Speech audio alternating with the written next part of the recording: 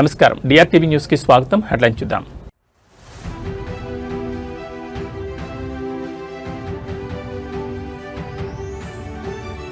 రేపటి నుంచే ఇంటర్ పరీక్షలు, విద్యార్థులకు బోర్డు కీలక సూచనలు.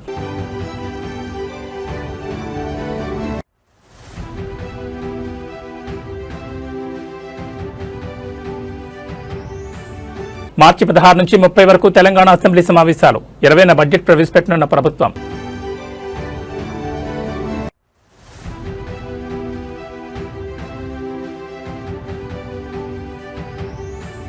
ఖమ్మంలో రణరంగంగా వెలుగుమట్ల, పేదల ఇళ్ల కూల్చివేతతో దద్దరిల్లిన కలెక్టరేట్ పరిసరాలు.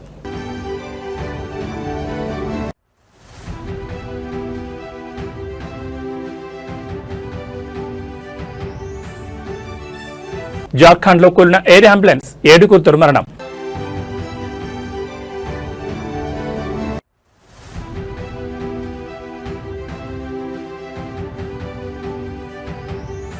తెలంగాణ రాష్ట్రంలో నేడు రేపు వర్షాలు, పలు జిల్లాలకు ఆరెంజ్ ఎల్లో హెచ్చరికలు. ఇక డీటెయిల్స్ చూస్తే తెలంగాణలో బుధవారం నుంచి ప్రారంభం కానున్న ఇంటర్మీడియట్ వార్షిక పరీక్షలకు సంబంధించి ఇంటర్ బోర్డు కీలక మార్గదర్శకాలు జారీ చేసింది. ఈసారి విద్యార్థులకు స్వల్ప ఉరటనిస్తూ 5 నిమిషాల గ్రేస్ పీరియడ్ కేటాయించారు. దీని ప్రకారం ఉదయం 9 గంటలకు పరీక్ష ప్రారంభం కానుండగా 9 గంటల 5 నిమిషాల వరకు కేంద్రంలోకి అనుమతిస్తారు. ఆ తర్వాత వచ్చే వారికి అనుమతి ఉండదు. మొత్తం 9,95,075 మంది విద్యార్థులు ఈ పరీక్షలకు హాజరవనున్నారు. రాష్ట్ర వ్యాప్తంగా 1,495 పరీక్షా కేంద్రాలను ఏర్పాటు చేశారు. విద్యార్థులు తమ పరీక్షా కేంద్రాలను సులభంగా గుర్తించేందుకు హాల్ టికెట్ పై ఉన్న క్యూఆర్ కోడ్ను ఉపయోగించుకోవాలని, ముఖ్యంగా హైదరాబాద్ పరిసర ప్రాంతాల్లోని విద్యార్థులు ట్రాఫిక్ ఇబ్బందులను దృష్టిలో ఉంచుకుని అరగంట ముందే సెంటర్లకు చేరుకోవాలని బోర్డు కార్యదర్శి ఎస్ కృష్ణాదిత్య సూచించారు. రాష్ట్ర వ్యాప్తంగా 1,495 పరీక్షా కేంద్రాలను ఏర్పాటు చేశారు. విద్యార్థులు తమ పరీక్షా కేంద్రాలను సులభంగా గుర్తించేందుకు హాల్ టికెట్ పై ఉన్న క్యూఆర్ కోడ్ను ఉపయోగించుకోవాలని, ముఖ్యంగా హైదరాబాద్ పరిసర ప్రాంతాల్లోని విద్యార్థులు ట్రాఫిక్ ఇబ్బందులను దృష్టిలో ఉంచుకుని అరగంట ముందే సెంటర్లకు చేరుకోవాలని బోర్డు కార్యదర్శి ఎస్ కృష్ణాదిత్య సూచించారు. పరీక్షా కేంద్రాల్లో త్రాగునీరు, వెలుతురు, ఫంక్షనల్ టాయిలెట్లు, బెంచీలు వంటి అన్ని సౌకర్యాలు కల్పించామని, ఏ విద్యార్థి కూడా నేలపై కూర్చుని పరీక్ష రాయాల్సిన అవసరం లేదని అధికారులు స్పష్టం చేశారు. భద్రత కోసం ప్రతి కేంద్రంలోనూ సీసీ కెమెరాలు నిఘా ఉండడంతో పాటు ఫ్లయింగ్ స్క్వాడ్లు, సిట్టింగ్ స్క్వాడ్లు నిరంతరం పర్యవేక్షిస్తాయి. పరీక్షల సమయంలో ఒత్తిడి లేదా ఆందోళన గురయ్యే విద్యార్థులు TeleMANAS toll free number 14416 call చేస్తే నిపుణుల సలహాలు పొందొచ్చు. సమాధాన పత్రాల మూల్యాంకనం కూడా ఫిబ్రవరి 26 నుంచి 20 కేంద్రాల్లో ప్రారంభం కానుంది. విద్యార్థులు తమ హాల్ టికెట్లోని వివరాలను సరిచూసుకోవాలని, ఏమైనా పొరపాట్లుంటే వెంటనే సంబంధిత కాలేజ్ ప్రిన్సిపల్ ద్వారా సరిచేయించుకోవాలని బోర్డు సూచించింది.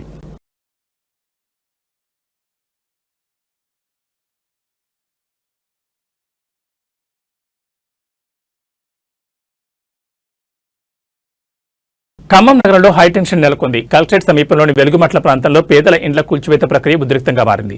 10 ఏళ్లుగా నివాసం ఉంటున్న తమను అన్యాయంగా రోడ్డున పడేస్తున్నారంటూ వందలాది కుటుంబాలు ఆందోళన దిగాయి. వెలుగుమట్లలోని సుమారు 60 ఎకరాల భూదాన్ భూముల్లో నివసిస్తున్న 600 కుటుంబాలను ఖాళీ చేయించేందుకు రెవెన్యూ అధికారులు భారీ ఆపరేషన్ చేపట్టారు. ఏ క్షణంలో ఏం జరుగుతుందో తెలియని పరిస్థితుల మధ్య వేలాది మంది పోలీసులను రంగంలోకి దించారు. తెల్లవారుజాము నుంచే జేసీబీల సహాయంతో గుడిసెలను నేలమట్టం చేస్తున్నారు. మేము ఇక్కడే 10 ఏళ్లుగా నివసిస్తున్నాం, మాకు ఓటు హక్కు ఉంది, ఆధార్ కార్డులు ఉన్నాయి, ఇప్పుడు మమ్మల్ని ఎక్కడికి వెళ్ళమంటారు అంటూ బాధితులు కన్నీరు మున్నీరవుతున్నారు. అధికారుల జేసీబీలకు అడ్డంగా పడుతూ ప్రాణాలకు తెగించి తమ ఆవాసాలను కాపాడుకునే ప్రయత్నం చేస్తున్నారు. తమకు పట్టాలిచ్చి క్రమబద్ధీకరించాలని దశాబ్ద కాలంగా పోరాడుతున్నా ప్రభుత్వం కనికరించకుండా ఇళ్లను కూల్చివేయడంపై సర్వత్రా ఆగ్రహం వ్యక్తమవుతోంది. కాలనీ వైపు ఎవరిని రానివ్వకుండా కిలోమీటర్ మేర పోలీస్ బారికేడ్లు ఏర్పాటు చేశారు. అడ్డుకుంటున్న బాధితులను, నాయకులను పోలీసులు బలవంతంగా అరెస్ట్ చేసి పోలీస్ స్టేషన్లకు తరలిస్తున్నారు. నిలువ నీడ కోల్పోయిన మహిళలు, చిన్నారులు రోడ్లపైనే బైఠాయించి నిరసన తెలుపుతున్నారు. ఒకవైపు అభివృద్ధి పేరుతో జరుగుతున్న ఈ కూల్చివేతలు, మరోవైపు గోడు కోల్పోయి రోడ్డున పడ్డ పేదల ఆక్రందనలతో ఖమ్మం జిల్లా కేంద్రం దద్దరిల్లుతోంది. అధికారులు ఈ విషయంలో ప్రత్యామ్నాయం చూపుతారా, లేక ఈ పోరాటం మరింత ఉధృతమవుతుందా అనేది వేచి చూడాలి.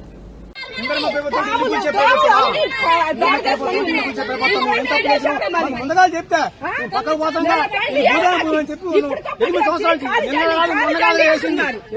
నుంచి ఉంటాను చెప్పి ఇట్లా బాబు మీ కాదు చెప్తాను. ఎవరు చెప్పు లేదా ఏ లేదా అటాటకు వచ్చి హైకోర్టు ఆర్డర్లు గౌరవించరా, ఏటి గౌరవించరా, ఏమి చేయరా, ఇది న్యాయమేనా?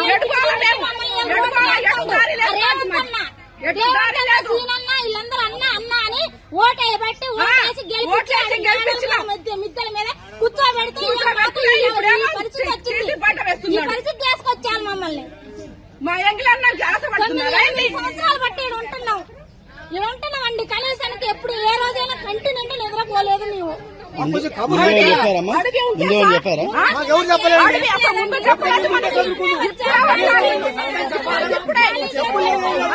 లేదు, ఏం లేదు, కట్టుకోవాలి మేము, ఇక్కడే చచ్చిపోతాం మేము. మాకు ఇప్పుడు కష్టపడి కట్టుకున్నాం ట్యాంకి కాడి నుంచి 2 గుట్టలు సన్న, ఇప్పుడు ఇది 3వ సారి మేము కట్టుకోవటం. నెల నుంచి పనులు లేకోకుండా ఏం లేకోకుండా ఈయన సాయం చేస్తాడని ఈయనకి డబ్బు లేకుండా ఓటెత్తి అన్యాయం చేసి ఎవరికేసారమ్మా ఎవరికేసారు ఎవరికైతే జగన్ రేవంత్ రెడ్డి గెలవాలని రూపాయి లేకోకుండా గెలిపించినాం. ఏమో ఈ ఒక్కసారి ఆయన కొంచెం సాయం చేస్తాడని. కరెంటు సంవత్సరం నుంచి లేదు, నీళ్లు లేవు, నిప్పులు లేవు, కడుపుతా ఉన్న పిల్లలు అన్ని. నెల నుంచి పోలీసు వాళ్ళు వచ్చినా కూడా ఒకరోజు తిని ఒకరోజు తినకుండా ఉన్నాం సార్. తెలంగాణలో బడ్జెట్ సందడి మొదలైంది. 2026-27 ఆర్థిక సంవత్సరానికి సంబంధించి రాష్ట్ర అసెంబ్లీ బడ్జెట్ సమావేశాల నిర్వహణపై ప్రభుత్వం కీలక నిర్ణయం తీసుకుంది. ముఖ్యమంత్రి రేవంత్ రెడ్డి అధ్యక్షతన జరిగిన కేబినెట్ భేటీలో సమావేశాల షెడ్యూల్ను ఖరారు చేశారు. తెలంగాణ అసెంబ్లీ బడ్జెట్ సమావేశాలు మార్చి 16న ప్రారంభం కానున్నాయి. మార్చి 16న గవర్నర్ జిష్ణుదేవ్ వర్మ ఉభయ సభలను ఉద్దేశించి ప్రసంగిస్తారు. మార్చి 17, 18 తేదీల్లో గవర్నర్ ప్రసంగంపై ధన్యవాద తీర్మానంపై చర్చ జరగనుంది. మార్చి 19న ఉగాది పండుగ సందర్భంగా సభకు సెలవు ప్రకటించారు. అలాగే మార్చి 21న రంజాన్ సెలవు ఉండే అవకాశం ఉంది. అందరూ ఆసక్తిగా ఎదురుచూస్తున్న రాష్ట్ర వార్షిక బడ్జెట్ను మార్చి 20న డిప్యూటీ సీఎం ఆర్థిక మంత్రి మల్లు భట్టి విక్రమార్క సభలో ప్రవేశపెట్టే అవకాశం ఉంది. అయితే రంజాన్ పండుగ తేదీని బట్టి బడ్జెట్ తేదీల్లో స్వల్ప మార్పులు ఉండొచ్చని సమాచారం. ఇప్పటికే ఆర్థిక శాఖ కసరత్తు పూర్తి చేసి శాఖల వారీగా కేటాయింపులను ఖరారు చేసే పనిలో నిమగ్నమైంది. ఈసారి బడ్జెట్లో ప్రభుత్వం సంక్షేమ అభివృద్ధికి సమప్రాధాన్యత ఇవ్వనుంది. ఎన్నికల సమయంలో ఇచ్చిన వాగ్దానాలు ఇప్పటికే అమల్లో ఉన్న వాటితో పాటు పెండింగ్ లో ఉన్న గ్యారంటీలు కూడా భారీగా నిధులు కేటాయించే అవకాశం ఉంది. సంక్షేమ పథకాలను నిర్లక్ష్యం చేయకుండానే రాష్ట్రంలో మౌలిక సదుపాయాల కల్పనకు పెద్దపీట వేయాలని ప్రభుత్వం భావిస్తోంది. అప్పుల భారాన్ని తగ్గించుకుంటేనే పేదల సంక్షేమే ధ్యేయంగా ఒక సమతుల్య బడ్జెట్ను ప్రజల ముందుకు తీసుకురావడానికి ఆర్థిక మంత్రి కసరత్తు చేస్తున్నారు. మార్చి 16 నుంచి 30 వరకు జరగనున్న ఈ సమావేశాలు రాజకీయంగా కూడా వేడిని పుట్టించనున్నాయి. విపక్షాల విమర్శలను ఎదుర్కొంటూ ప్రభుత్వం 6 గ్యారంటీల అమలుకు నిధుల వేటను ఎలా సాగిస్తుందో చూడాలి. మరి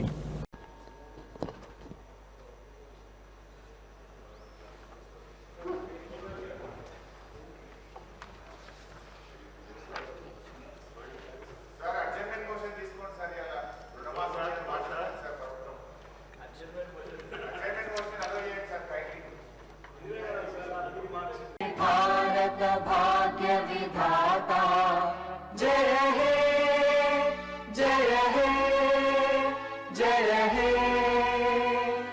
जय जय जय जय हे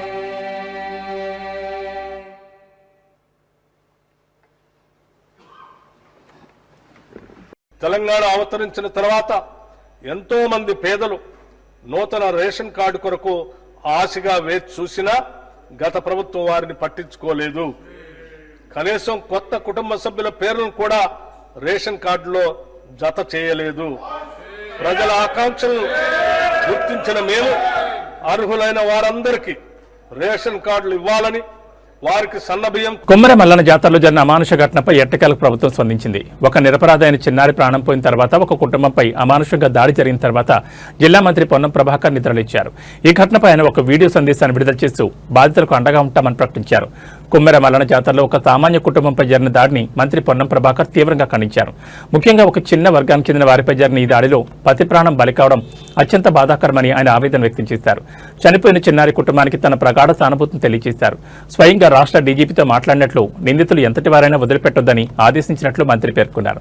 దాడికి పాల్పడిన బాధ్యులపై కఠిన చట్టాల కింద కేసులు నమోదు చేసి తక్షణమే అరెస్ట్ చేయాలని పోలీసులను కోరారు. బాధితులకు ప్రభుత్వం అన్ని విధాలా అండగా ఉంటుందని, న్యాయం జరిగేలా చూస్తానని ఆయన హామీ ఇచ్చారు. అయితే ఈ ఘటన జరిగి ఇన్ని గంటలు గడుస్తున్నా ఒక చిన్నారి ప్రాణం పోయిన తర్వాతే మంత్రి స్పందించడంపై విమర్శలు వ్యక్తమవుతున్నాయి. ప్రతిపక్షాలు మరియు స్థానికులు ఇప్పటికే ప్రభుత్వంపై మండిపడుతున్నారు. మంత్రి ఆదేశాల మేరకు పోలీసులు ఎంత వేగంగా నిందితులను పట్టుకుంటారో వేచి చూడాలి. పవిత్రమైన జాతరలో ఇలాంటి రక్తపాతం జరగడం నాగరిక సమాజం తలదించుకోవాల్సిన విషయం. బాధితులకు కేవలం మాటల భరోసా మాత్రమే సరిపోదు, చేతల్లో న్యాయం కావాలని ప్రజలు డిమాండ్ చేస్తున్నారు. కులాలు మతము ప్రస్తావన లేకుండా పైశాచికమైనటువంటి సంఘటన ఏదైనా ఖండించదలసిందే. అందులో ఒక చిన్న వర్గానికి సంబంధించినటువంటి చిన్న పాప మృతికి కారణమైనటువంటి వాళ్ళు తప్పకుండా శిక్షార్హులే. ఏ పార్టీ అయినా, ఏ కులమైనా, ఏ మతమైనా, ఏ ప్రాంతమైనా. నేను డీజీపీ గారితో కూడా మాట్లాడినా ఆ అంశం మీద కఠినంగా స్పందించి చర్యలు తీసుకోమని చెప్పి కోరుతూ, కుటుంబానికి బాధిత కుటుంబానికి అండగా ఈ రాష్ట్ర ప్రభుత్వం ఉంటుంది. ముఖ్యమంత్రి గారు కూడా నిన్న చెప్పినారు, ఎక్కడ కూడా ఇబ్బంది పడేటువంటి పరిస్థితి రాకుండా మీకు అన్ని రకాలుగా న్యాయం చేసేటువంటి విధంగా ప్రభుత్వ చర్యలు ఉంటాయని మనం చేస్తాం. రాజమండ్రిలో కల్తీ పాలు తాగి 5గురు మృత్యువాత పడడం ఇప్పుడు రాష్ట్ర వ్యాప్తంగా పెను సంచలనంగా మారింది. ఈ విషాద ఘటనతో ఏపీ ప్రభుత్వం ఒక్కసారిగా ఉలిక్కిపడింది. అప్రమత్తమైన ఎన్టీఆర్ జిల్లా అధికార యంత్రాంగం జిల్లా వ్యాప్తంగా పాల కేంద్రాలపై దాడులు నిర్వహిస్తోంది. రాజమండ్రి ఘటన పునరావృతం కాకూడదనే ఉద్దేశంతో ఎన్టీఆర్ జిల్లా collector Lakshmisha food safety commission రంగంలోకి దిగారు. వారి ఆదేశాల మేరకు జిల్లాలోని అన్ని ప్రధాన పాల కేంద్రాల వద్ద ఫుడ్ సేఫ్టీ అధికారులు ఆకస్మిక తనిఖీలు చేపట్టారు. ముఖ్యంగా విజయవాడ కరెన్సీ నగర్లోని ఒక ప్రముఖ పాల కేంద్రం వద్ద అధికారులు ప్రస్తుతం సోదాలు నిర్వహిస్తున్నారు. తనిఖీల్లో భాగంగా అధికారులు పాల స్వచ్ఛతను పరిశీలిస్తున్నారు. కరెన్సీ నగర్ కేంద్రంలో సేకరించిన పాల శాంపిల్స్ ను వెంటనే పరీక్షల నిమిత్తం ల్యాబ్కు పంపించారు. పాలలో యూరియా, డిటర్జెంట్ లేదా ఇతర రసాయనాలు కలుపుతున్నారా అనే కోణంలో లోతైన విచారణ సాగుతోంది. జిల్లా వ్యాప్తంగా ఉన్న డైరీ ఫార్మ్స్, పాల సేకరణ కేంద్రాలపై నిఘా, కల్తీకి పాల్పడితే లైసెన్సులు రద్దు చేయడమే కాకుండా క్రిమినల్ కేసులు నమోదు చేస్తామని అధికారులు హెచ్చరించారు. పాలలో రంగు లేదా వాసనలో మార్పు ఉంటే వెంటనే ఫిర్యాదు చేయాలని కోరుతున్నారు. పాల వంటి నిత్యావసర వస్తువుల్లో విషం కలిపి ప్రజల ప్రాణాలతో చెలగాటమాడే వారిని వదిలిపెట్టే ప్రసక్తి లేదని కలెక్టర్ లక్ష్మీసా స్పష్టం చేశారు. అటు రాజమండ్రి ఘటనలో మృతుల సంఖ్య పెరిగే అవకాశం ఉండడంతో రాష్ట్ర వ్యాప్తంగా ఉన్న ఫుడ్ సేఫ్టీ విభాగం హై అలర్ట్లో ఉంది.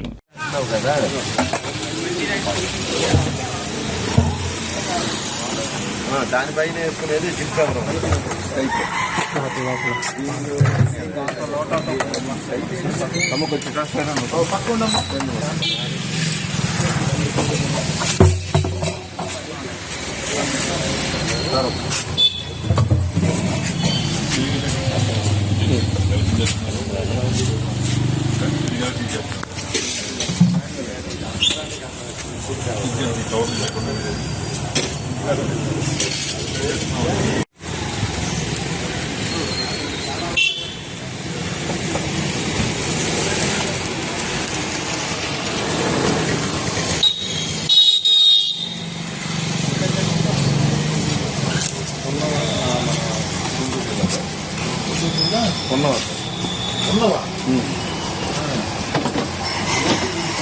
అవును సార్.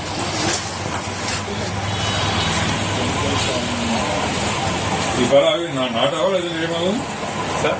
పాలు ఆవు పాలు నాటే సార్. నాటంటే గిర్రే ఏదో ఉందండి. ఏమావు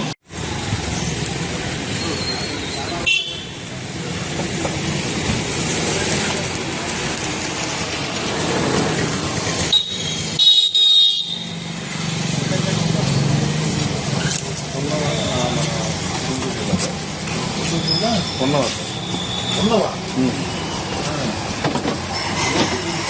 అవును సార్.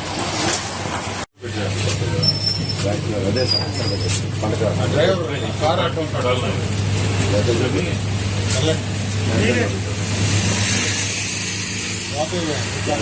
ఆంధ్రప్రదేశ్ శాసనమండలి సాక్షిగా మహిళా భద్రతపై విపక్షాలు నిప్పులు జరిగాయి. కూటమి ప్రభుత్వ హయాంలో మహిళలపై అరాచకాలు పెచ్చిమిరుతున్నాయంటూ వైసీపీ ఎమ్మెల్సీ వరదు కళ్యాణి సంచలన గణాంకాలతో ప్రభుత్వాన్ని కడిగిపారేశారు. రాష్ట్రంలో ఆడబిడ్డలకు రక్షణ కరువైందని ఆమె ఆందోళన వ్యక్తం చేశారు. శాసనమండలి వేదికగా వరదు కళ్యాణి సంచలన ఆరోపణలు చేశారు. ఈ ప్రభుత్వంలో ప్రతిరోజు 5గురు మహిళలు అత్యాచారానికి గురవుతున్నారని, సుమారు 60 మంది మహిళలు వివిధ రకాలుగా వేధింపులను ఎదుర్కొంటున్నారని ఆమె గణాంకాలను బయటపెట్టారు. టీడీపీ అధికారంలోకి వచ్చిన నాటి నుంచి నేరాల సంఖ్య విపరీతంగా పెరిగిందని ఆమె విమర్శించారు. కూటమి ప్రభుత్వంలో మహిళలపై నేరాలు గతంతో పోలిస్తే 10% పెరిగాయని ఆమె ధ్వజమెత్తారు. ఈ ప్రభుత్వ హయాంలో ఇప్పటి వరకు 16,282 మంది మహిళలు వేధింపులకు గురయ్యారని ఆరోపించారు. ఏకంగా ముఖ్యమంత్రి చంద్రబాబు నాయుడు సొంత గ్రామంలో కూడా మహిళలపై వేధింపుల కేసులు పెరగడం శాంతి భద్రతల వైఫల్యానికి నిదర్శనమని ఆమె ఎద్దేవా చేశారు. రాష్ట్రంలో మహిళలకు రక్షణ కల్పించడంలో ప్రభుత్వం పూర్తిగా విఫలమైందని, కేవలం ప్రకటనలకే పరిమితమవుతోందని విపక్ష నేతలు సభలో కొంతెత్తారు. అటు వరదు కళ్యాణి వ్యాఖ్యలపై అధికారపక్ష సభ్యులు కూడా తీవ్రంగా స్పందించడంతో సభలో కొంతసేపు గందరగోళం నెలకొంది. ఆడబిడ్డల భద్రతపై ప్రభుత్వం శ్వేతపత్రం విడుదల చేయాలని విపక్షాలు డిమాండ్ చేస్తున్నాయి. కూటమి ప్రభుత్వం అధికారంలోకి వచ్చిన తర్వాత మహిళా భద్రతపై అనేక హామీలిచ్చింది. కానీ వరదు కళ్యాణి సభ ముందుంచిన ఈ గణాంకాలు ఇప్పుడు రాష్ట్ర వ్యాప్తంగా చర్చనీయాంశంగా మారాయి. మరి ఈ విమర్శలపై ప్రభుత్వం ఎలా స్పందిస్తుంది? నేరాల అదుపులకు ఎలాంటి చర్యలు తీసుకుంటుంది? వేచి చూడాలి. గత ఏడాది 1485 కేసులు నమోదయ్యాయని చెప్పారు అధ్యక్ష. అంటే రోజుకి 4-5 జరుగుతున్నాయి అధ్యక్ష. ఈ రాష్ట్రంలో రోజుకి 4-5 మంది మీద అత్యాచారాలు, అఘాయిత్యాలు జరుగుతున్నాయి అధ్యక్ష, మహిళల మీద. అలాగే 50-60 మంది వేధింపులకు గురవుతున్నారు అధ్యక్ష. అసలు ఈ ప్రభుత్వం వచ్చాక అధ్యక్ష మహిళల మీద అఘాయిత్యాలు, అత్యాచారాలు, నేరాలు విపరీతంగా పెరిగిపోయాయి అధ్యక్ష. ఇది పోలీసులు అధికారికంగా చెప్పిన లెక్కల ప్రకారం చూస్తే మహిళల భద్రత ఎంత ఘోరంగా ఉందో అర్థమవుతుంది అధ్యక్ష. ఈ రోజు 16,288 మంది మహిళల్ని వేధించారు అధ్యక్ష. 10 జిల్లాల్లో మహిళల మీద నేరాలు విపరీతంగా పెరిగిపోయాయి అధ్యక్ష. సాక్షాత్తు గౌరవ సీఎం చంద్రబాబు నాయుడు గారు ఉన్న జిల్లాలోనే మహిళల మీద నేరాలు 10% పెరిగాయి అధ్యక్ష. అంటే ఈ రాష్ట్ర ముఖ్యమంత్రి చంద్రబాబు నాయుడు గారి నీడలోనే మహిళలకు రక్షణ లేదా అధ్యక్ష? అలాగే ముఖ్యమంత్రి గారి సాక్షిగానే మహిళలు వేధిస్తున్నారు, హింసిస్తున్నారు, చంపేస్తున్నారు అధ్యక్ష.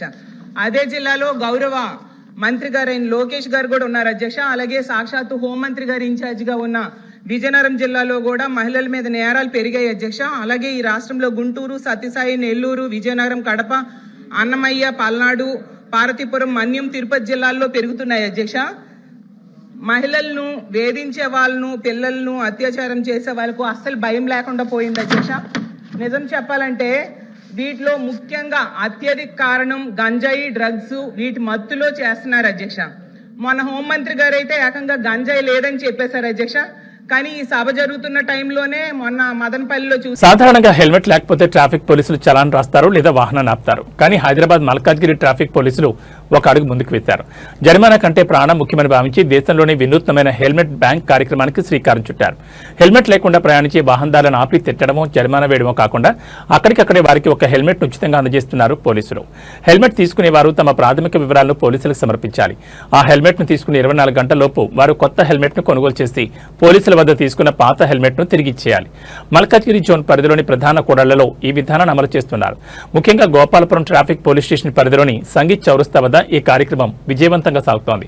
ప్రయాణ మధ్యలో ప్రమాదాలు జరగకుండా తక్షణమే రక్షణ కల్పించడం, పోలీసులంటే కేవలం జరిమానాలు వేసేవారు మాత్రమే కాదు, ప్రాణాలు కాపాడేవారని ప్రజల్లో నమ్మకం కలిగించడం, కేవలం భయం కోసం కాకుండా బాధ్యతగా హెల్మెట్ ధరించేలా వాహనదారులను ప్రోత్సహించడం తెలంగాణ పోలీసుల అరైవ్ అలైవ్ రోడ్డు భద్రతా ప్రచారంలో భాగంగా ఈ కార్యక్రమాన్ని చేపట్టినట్లు మల్కాజ్గిరి ట్రాఫిక్ డీసీపీ తెలిపారు.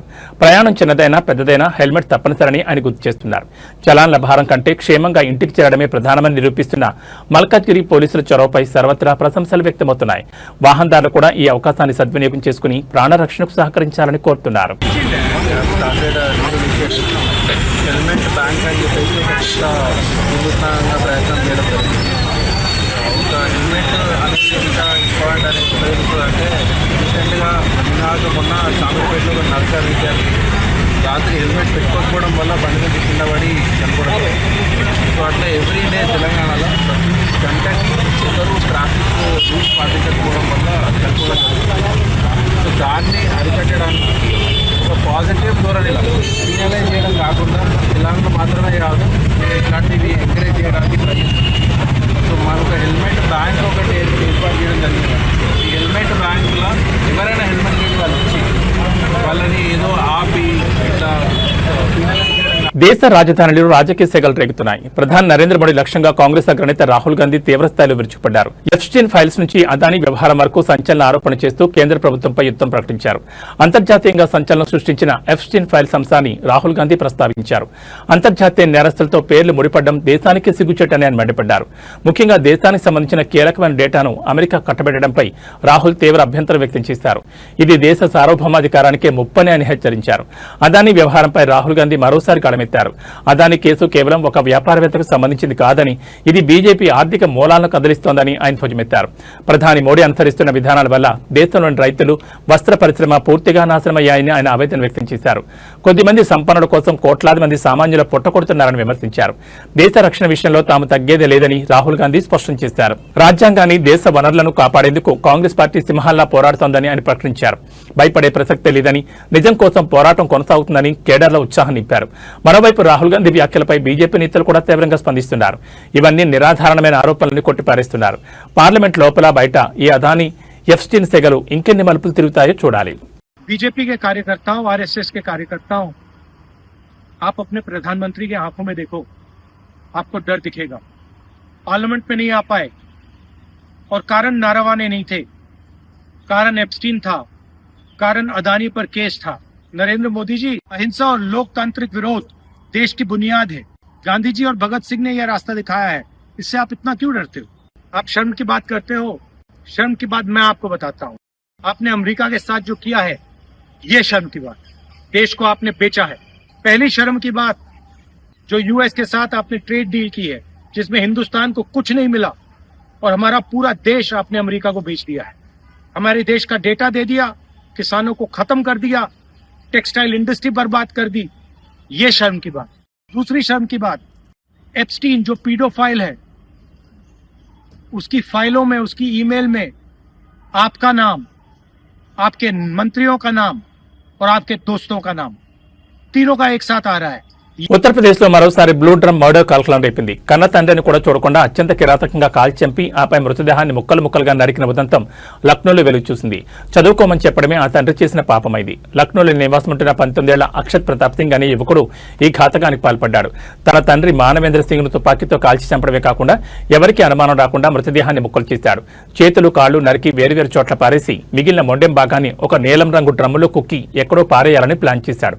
అయితే పాపం పండింది. ఆ డ్రమ్ము నుంచి విపరీతమైన దుర్వాసన రావడంతో అనుమానం వచ్చిన ఇరుగు పొరుగు వారు పోలీసులకు సమాచారం అందించారు. ఘటనా స్థలానికి చేరుకున్న పోలీసులు డ్రమ్ము తెరిచి చూడడంతో లోపల కూలిన స్థితిలో ఉన్న మొండెం బయటపడింది. దీంతో నిందితుడు అక్షత్ ప్రతాప్ సింగ్ ను పోలీసులు అదుపులోకి తీసుకున్నారు. పోలీసుల ప్రాథమిక విచారణలో షాకింగ్ విషయాలు వెలుగులోకి వచ్చాయి. తండ్రి మానవేంద్ర సింగ్ తన కొడుకును పోటీ పరీక్షలకు సిద్ధమవ్వాలని, చదువుపై శ్రద్ధ పెట్టాలని తరచూ ఒత్తిడి చేసేవాడు. తండ్రి పదే పదే చదవమని చెప్పడం అక్షత్కు నచ్చలేదు. ఆ కోపమే కన్న తండ్రిని చంపేంత పగ్గా మారింది. ఏకంగా తండ్రి ప్రాణాలు తీసి మృతదేహాన్ని ముక్కలు చేసేంత రాక్షసుడిగా అతన్ని మార్చేసింది. యూపీలో వరుసగా వెలుగుచూస్తున్న ఈ బ్లూ డ్రమ్ హత్యలు ప్రజలను భయాందోళనకు గురిచేస్తున్నాయి. చదువుకోమన్నందుకు కన్న తండ్రిని చంపిన ఈ యువకుడి ఉదంతం నేటి తరం యువతలో పెరుగుతున్న హింసాత్మక ధోరణికి నిదర్శనంగా నిలుస్తోంది. పోలీసులు నిందితుని రిమాండ్కి తరలించి మరింత లోతుగా విచారణ జరుపుతున్నారు.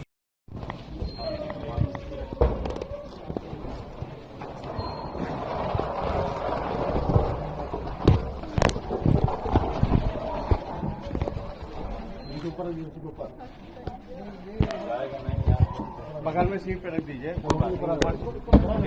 चर्चा करके सीट पे रख दीजिए. తెలంగాణ ప్రభుత్వంలో కీలక బాధ్యతలు నిర్వహిస్తున్న బట్టి విక్రమార్క రాజకీయ కార్యకలాపాలతో ఎంత బిజీగా ఉన్నా తన కుమారుడి జీవితంలోని అతి ముఖ్యమైన ఘట్టం కోసం ప్రత్యేకంగా సమయం కేటాయించారు.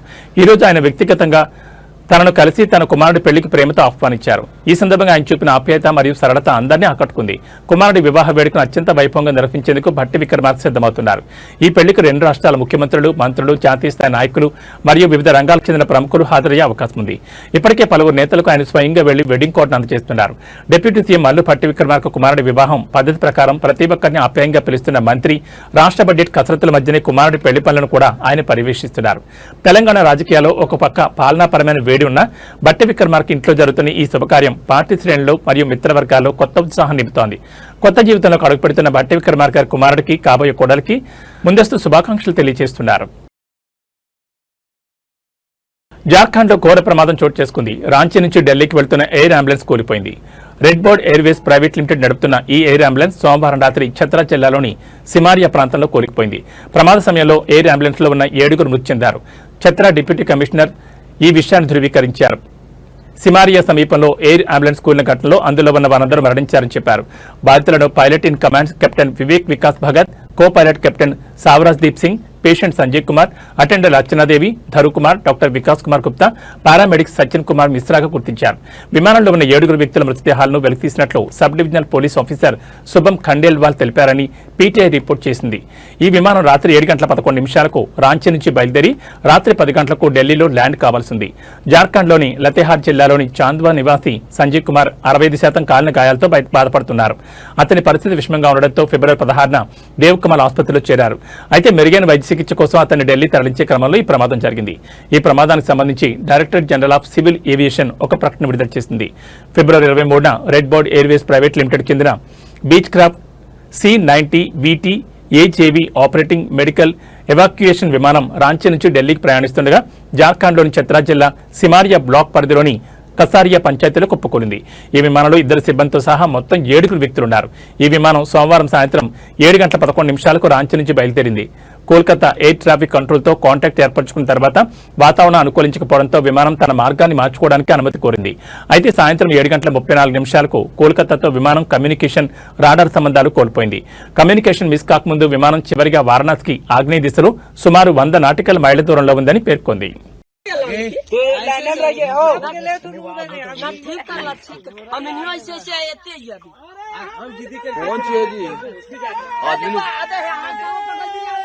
यहाँ आया सर के तो पंखवा गिरने से पंखवा हो यहाँ। अरे आदमी पूरा कहाँ हो रही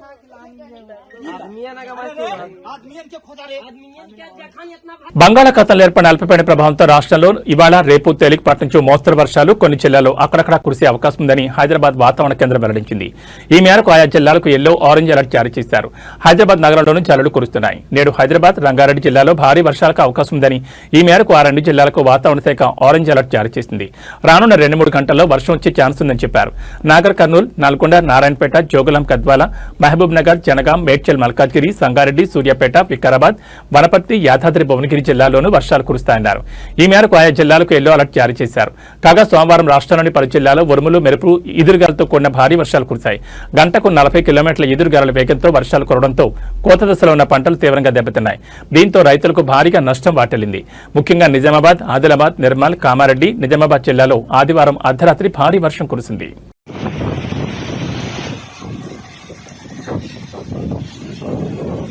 ఇక బులెటిన్ ముగించే ముందు హెడ్లైన్స్ మరోసారి.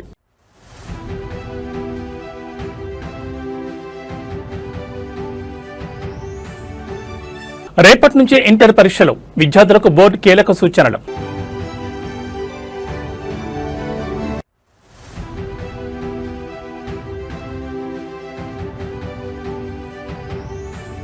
మార్చి 16 నుంచి 30 వరకు తెలంగాణ అసెంబ్లీ సమావేశాలు, 20న బడ్జెట్ ప్రవేశపెట్టనున్న ప్రభుత్వం.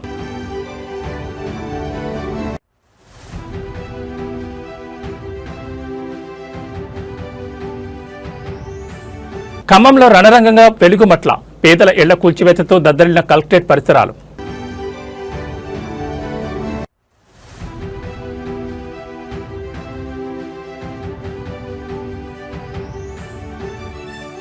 జార్ఖండ్లో కూలిన ఎయిర్ అంబులెన్స్, 7గురు దుర్మరణం.